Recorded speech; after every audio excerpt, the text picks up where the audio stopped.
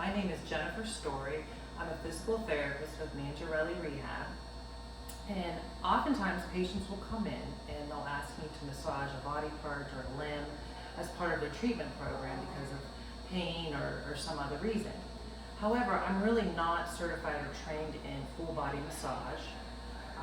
So typically it's also not covered by insurance companies either. So what we typically do is we use manual therapy, hands-on techniques that we've been trained and certified in. And a couple of those I'll kind of discuss quickly with you.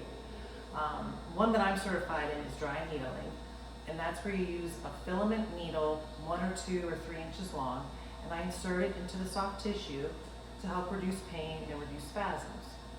Another treatment option is manual traction, and we use our hands to apply a nice gentle force on your cervical spine, on your leg, and even your low back to reduce pain and possibly numbness into your extremities. Another option is Myofascial Release.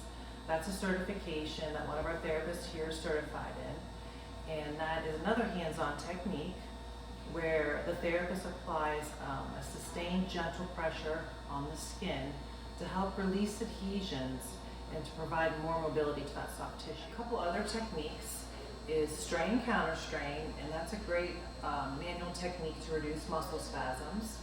Muscle energy technique is one that we use to lengthen muscles and to also correct pelvic asymmetry.